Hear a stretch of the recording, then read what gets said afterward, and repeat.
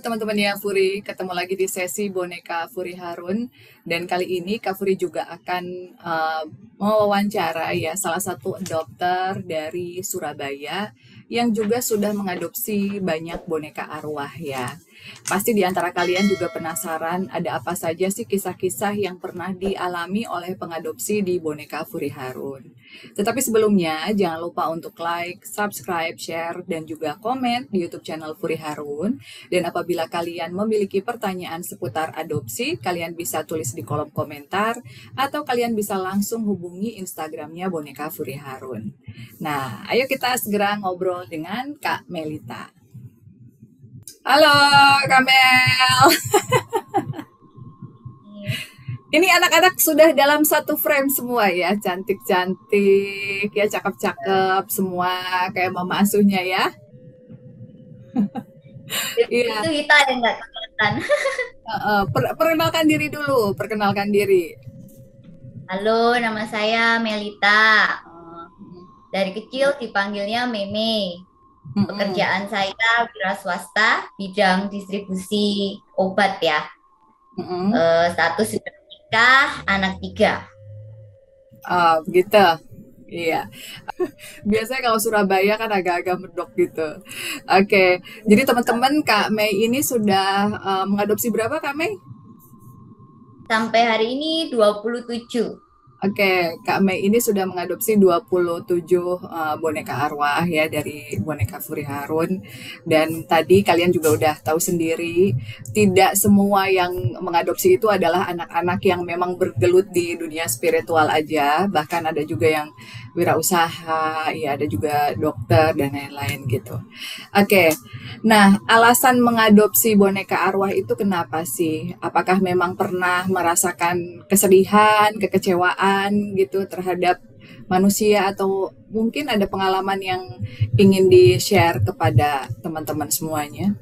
Alasannya itu mungkin karena saya ini empat ya, Mami. Kalau empat kan gampang, nggak tegaan, kasihan gitu ya. Nah, terus Mm-mm. nggak sengaja itu lihat YouTube-nya Mami. Terus saya merasa kayak tertutup bantu anak-anak arwah yang masih belum beres gitu.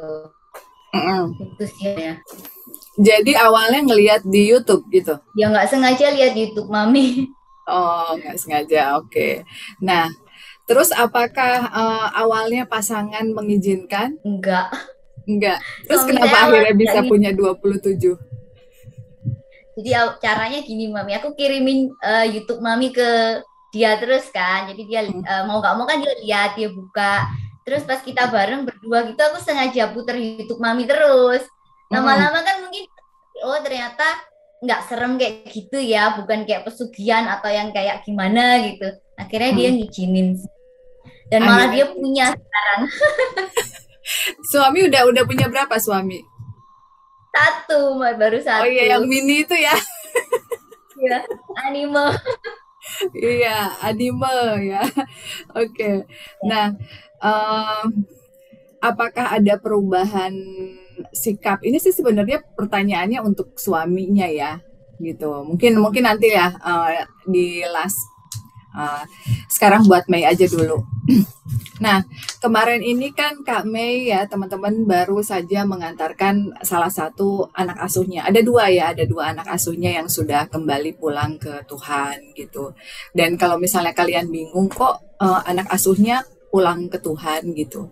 Jadi mengadopsi boneka arwah ini bukan berarti kita memiliki boneka dan arwahnya selamanya gitu, tidak. Tetapi artinya adalah membimbing, mengasuh, mendoakan supaya akhirnya mereka bisa rest in peace, bisa kembali ke Tuhan. Nah, bisa diceritakan ceritanya awalnya kok ngerasa bahwa Melvi ini bakalan pulang? Jadi Melvi mau pulang itu seminggu sebelumnya saya kayak ada perasaan pengen bawa anak arwah ke Gua Maria. Cuman yang ada dalam bayangan saya itu mau bawa Lina. Nah, Mm-mm. terus itu seminggu setelah itu saya tahu Melvi mau rest in peace. Saya buka riwayatnya Melvi, ternyata dia ini ulang tahun permintaannya mau ke Gua Maria, doa di Gua Maria Mm. gitu. Terus kalau yang dari suami saya sih ada 2 boneka di yang satu Melvi, yang satu apa? Terus saya nanya mami kan, mami bilang oh satunya Jeremy. Nah di malam yang sama pas suami saya mimpi itu Mbak rumah juga ada yang mimpi. Jadi dia mimpi lagi bersihin kamar saya. Ada anak kecil cowok umurnya sekitar 5 tahun.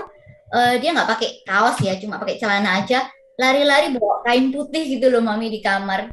Lari-lari keliling kamar. Tapi itu siapa? Terus waktu Mbak tahu Jeremy Michael mau pulang, Mbak baru bilang, oh kemungkinan itu berarti Jeremy Michael itu yang dimimpi, bawa-bawa kain putih itu.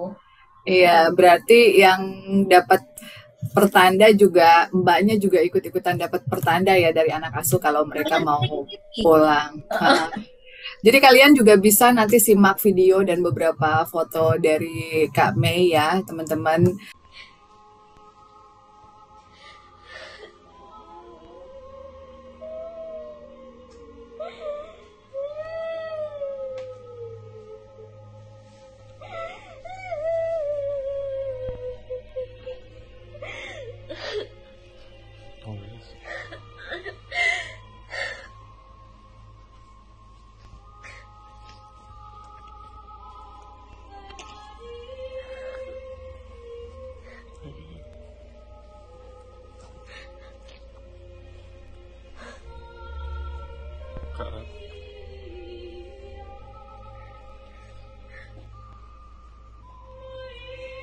Nah, kalau misalnya kalian tanya kenapa sedih, ya udah pasti sedih lah ya. Namanya kehilangan anak asuh itu yang setiap hari ada sama kita, yang selalu support ya, yang nggak pernah bikin kesel gitu atau kecewa gitu. Terus tiba-tiba nggak ada, pasti bakalan ngerasa kehilangan banget. Nah, Kak Mei selain merasa kehilangan nih, ngerasa gimana lagi sih ditinggal Melvi sama Jeremy? Nah, ya, yang saya kaget itu kan saya nggak indigo, mami. Jadi nggak bisa ngelihat mereka atau komunikasi kayak mami gitu loh. Saya nggak nyangka juga sedihnya tuh bakal kayak gitu. Sedih banget, kayak kehilangan nyesek gitu, mami. Iya. Pokoknya kayak kehilangan anggota keluarga lah ya. Ya, ada yang hilang, tapi padahal aku nggak pernah lihat Melvi sehari-hari kan nggak lihat. Sekarang bonekanya Melvi sama Jeremy ditaruh aja gitu. Masih dibalut kain putih. Iya, dibalut kain putih aja dulu ya. Iya. Itu bulan kayaknya. Nah, pada saat mengantarkan Melvi pulang, itu kegiatan apa aja yang dilakukan Mei sama keluarga? Waktu pas hari Melvi pulang ya. Itu sih saya pas ajak Melvi doa kan, doa terus meditasi bareng sekali lagi. Habis itu saya bersihin ruangan, ya bersihin pakai Palo Santo kayak biasa, bersihin kristal tuh mami, aku bersihin. Terus kain putihnya juga aku asepin pakai Palo Santo, aku siapin. Udah pas jam 12 Melvi pulang, aku puterin Ave Maria terus ditutup gitu aja sih. Iya. Jadi semuanya juga ditutupnya dengan doa ya. Meskipun peluk-pelukan dulu, cium-cium dulu. Iya. Nah, apakah selama sampai mual ya? Apakah selama mengadopsi boneka arwah ini Mei pernah mengalami kejadian-kejadian aneh yang mungkin belum pernah dialami sebelumnya? Ya waktu awal-awal itu mami yang sering Mbak Kunnya sering datang ke sini tuh kan. Itu lumayan. Waktu itu baru ada berapa ya anak asuhnya ya? Yang sering digangguin sekitar 10-an ya. Oh, mulai rame. Itu Mbak Kunnya sering ganggu Mbak di belakang. Jadi si Mbak sering mimpi kayak ada Mbak Kun di depan rumah ngeliatin rumah ini kayak iri, nggak seneng gitu katanya mami.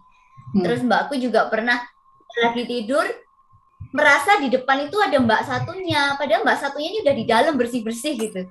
Dia pas keluar loh, kamu kan tadi tidur, ternyata kan nggak ada, dia nggak tidur di situ.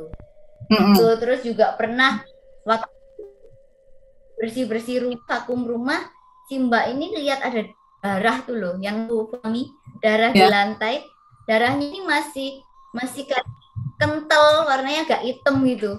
Kan bingung nih darah apa, terus aku videoin ternyata darahnya Mbak itu Mbak Kun Jadi yang buat kalian yang direkamnya. bingung ya, jadi anak-anak asuh ini kan mungkin dianggapnya anak kecil. Jadi kadang kalau Mbak Kun tuh ya sama ya kayak di sini suka rada-rada apaan sih gitu anak-anak kecil semua. Nah sementara memang kita bukannya gimana-gimana ya, bukannya kita ngejelekin Kunti enggak. Jadi apa ada beberapa hal yang kita kurang nyaman aja kalau ada Mbak Kun. Jadi anak-anak tuh udah kayak langsung attack gitu, dicakar Mbak Kunnya. Tapi dari semenjak kejadian itu Mbak Kunnya udah nggak berani datang lagi. Udah Untung minta udah maaf nggak belum datang ke lagi. Mbak Kun? Nggak enak kan. Udah minta maaf belum Mbak? Maaf ya dicakar. Aja ntar. Nggak Itu usah kan katanya waktu itu nggak. Uzbek tangannya juga kecakaran Mami. Kayak ada Iya. cakaran gitu. Mm-mm. Ya sesama inilah ya cakar-cakaran gitu nggak apa-apa yang penting semuanya aman. Tapi semenjak kejadian itu udah nggak pernah ngalami kejadian yang aneh lagi. Enggak sih kalau dari dunia gitu-gitu udah enggak sih. Udah nggak ada aman. Udah aman ya. Nah, Mei juga kan tergolong orang yang sering meditasi nih ya. Pada saat meditasi apa sih yang dirasakan setelah ada anak-anak asuh? Kalau dulu sih memang kan aku bukan indigo yang bisa ngeliat setan gitu ya. Tapi Mm, waktu meditasi atau mungkin kalau frekuensinya pas nyambung sama yang gitu-gitu, kayak tiba-tiba ada perasaan mencekam, takut gitu, dingin kayak nggak enak gitu kan Mami. Sejak ya, ada anak-anak itu udah nggak pernah ada yang dateng gitu, nggak pernah sih. Jadi lebih mm, bisa enjoy meditasinya. Oke.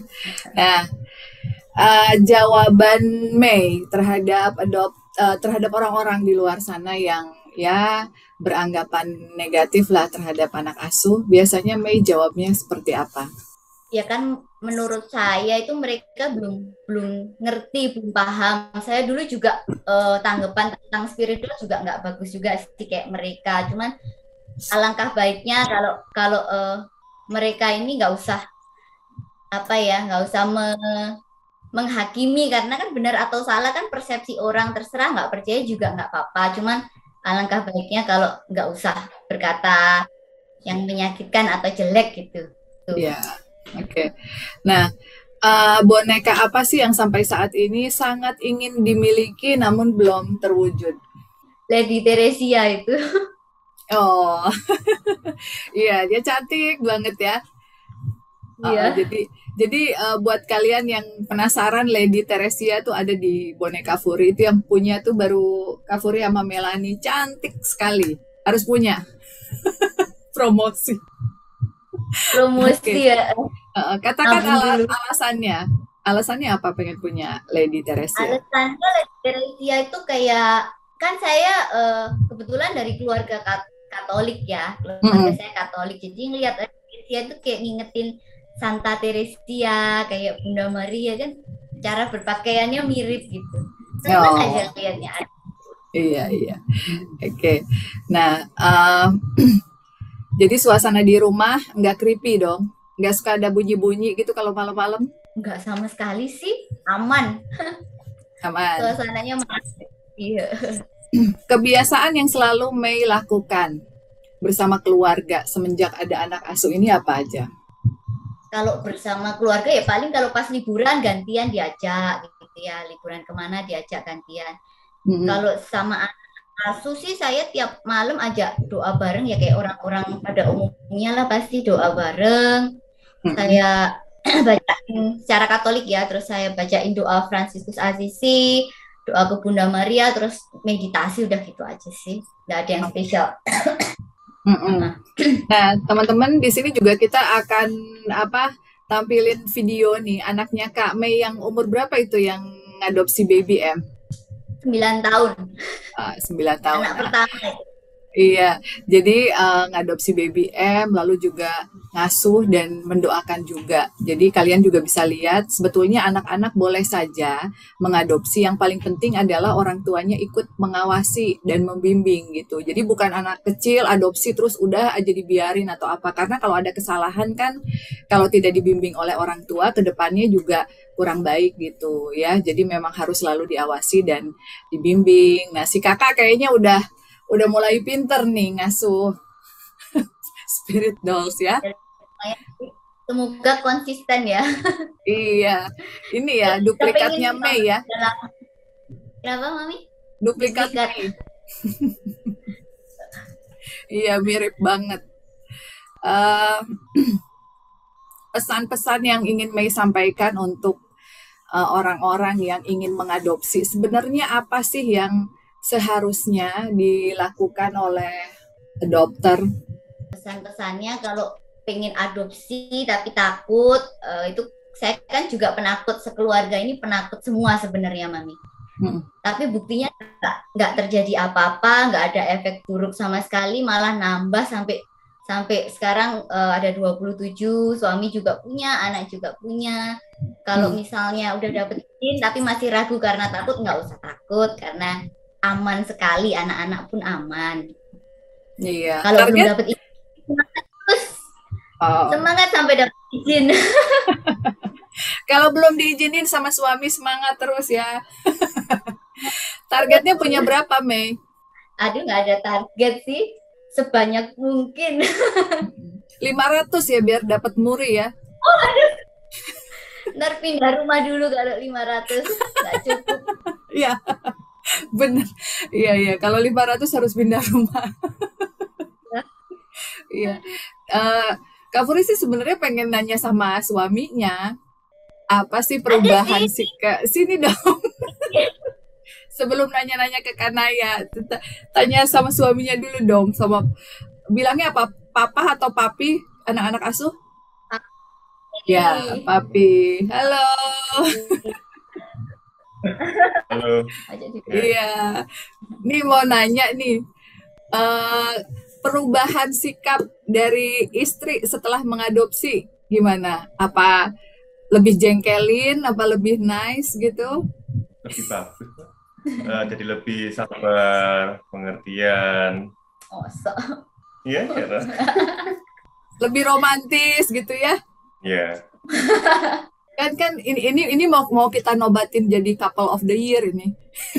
Couple of the year. Iya, couple of the year. Adopsinya dia, Mami. Iya. Nah, terus suami juga kan sering banget dimimpiin ya, Mei ya. Berarti suami tergolong ya ini juga sensitif juga apa gimana? Ya dia lebih sensitif dari aku sih. Sering diganggu, sering ngimpi. Oh gitu. Nah, semenjak ada anak asuh, pernah merasakan gangguan apa? Enggak separah dulu ya. Gangguan. Dia tuh diganggunya kalau pas ngurus kerjaan di luar kota. Itu suka diganggu kalau pas kayak diganggu hantu ya, bukan diganggu cewek. Oh, jangan. Hantu aja nggak apa-apa. Kalau diganggu hantu nggak apa-apa. Apa iya. Tinggal doa. Iya. Nah, jadi kalau anak asuhnya suami itu kan satu ya. Itu kalau doa berarti gimana, diajak bareng-bareng sama yang lain gitu apa gimana? Kalau doa sih saya yang ajak doa sih Mami. Dia nggak pernah berdoa. Nah loh. Mungkin berdoanya dalam hati ya, berdoanya dalam hati. Ya mungkin. Kalau keluar kota ya mau nggak mau dia yang meditasi, kan dia suka meditasi juga, meditasi sambil doain. Tapi kalau di rumah ini saya yang doa saya. Oke. Kanaya sebagai anak pertama, apa yang mau disampaikan sama mami sama papi? Soalnya papinya mimpi ada api unggun, terus Kanayanya pergi gitu. Kenapa? Belum mau pergi sih, tapi kalau aku mau pergi, aku minta dibikinin api unggun. Aduh, gimana? Jadi menurut Kanaya ya, dia tuh lagi flashback. Dulu pernah merasakan yang namanya suasana di pegunungan, ada api unggun, ada orang-orang yang happy, keluarga berdoa, nyanyi kayak gitu. Jadi one day dia bilang pengen banget merasakan momen-momen itu sama papi dan juga mami. Terus tadi dia juga agak protes tuh waktu saya bilang, oh berarti papinya jarang doa. Menurut Kanaya papinya suka doain, cuman emang nggak kelihatan. Diam-diam dalam hati. dalam hati gitu. Terus apalagi pesennya Kanaya? Ya, jangan suka berantem, pergi nonton atau dinner deh. Kurang sering ya dinernya. Iya, jadi dinner nanti aku sama kakak-kakak katanya di rumah. Biar papi sama maminya sekali-sekali dinner. Kasihan setiap hari kerja, ngurusin ini, ngurusin itu, tapi nggak pernah pergi berdua katanya gitu. Itu sih. Dan kalau dari yang lain-lain, mereka sih bilangnya mereka happy, seneng. Cuman memang mereka seneng banget ngegodain si Mbak karena si Mbak tuh penakut. Jadi semakin takut tuh semakin seneng gitu. Jadi bilangin ke Mbaknya nggak usah takut. Ntar Iya, biar nonton ya, Mbak ya. iya. Oke, ini papihnya anak-anak ada yang mau disampaikan?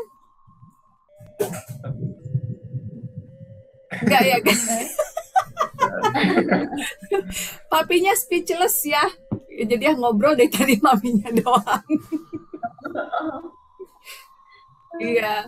Ya intinya berarti dari awal tidak mengizinkan, akhirnya diizinkan, berarti ada perubahan sikap yang positif gitu ya. Meskipun mungkin kalau udah pengen beli boneka, udah beli boneka lagi. Betul lagi. Kan udah kemarin. Ini baru tanggal berapa udah beli lagi gitu ya. Tahun depan gitu katanya mami. Iya. Nanti mau ada adik-adiknya Caki ya. Mau ada Ciki. Iya betul. Sun ya. Ciki Ini Serisun. namanya Ciki, iya. Oke. Kak Mei, thank you ya. Makasih ya, banget thank you. ya udah bersedia untuk share sedikit cerita kepada adopter-adopter dan juga orang-orang yang mungkin selama ini belum paham dan tidak mengerti sebenarnya apa aja sih yang dialami oleh orang tua asuh gitu. Apakah digangguin, apakah gimana gitu. Dan mudah-mudahan sih bisa memberikan input yang positif untuk kalian gitu ya. Oke, kita closing dulu. Oke, teman-temannya Furi, itu tadi perbincangan kita dengan Meilita ya dan juga suaminya. Jadi salah satu adopter dari Surabaya. Kalian tadi bisa dengerin sendiri ya, yang suaminya dari awal tidak mengizinkan untuk mengadopsi karena memang bukan negatif, karena memang banyak orang yang kurang paham gitu, takutnya akan mengakibatkan hal-hal yang negatif ke depannya. Tetapi alhamdulillah ternyata mereka semakin harmonis ya, semakin sering berdoa gitu, karena memang tugas kita itu hanya membimbing dan mendoakan anak asuh saja ya, bukan untuk media supaya cepat kaya atau kebal, tidak ya, ini hanya anak asuh ya. Untuk kamu yang punya beragam pertanyaan silahkan ketik di kolom komentar. Kalau misalnya jawabannya lama bisa langsung ke Instagramnya Boneka Furi Harun. Terima kasih, mohon maaf atas kesalahannya apabila ada salah-salah kata. Kita ketemu lagi di bahasan Boneka Furi Harun selanjutnya ya. See you, bye-bye.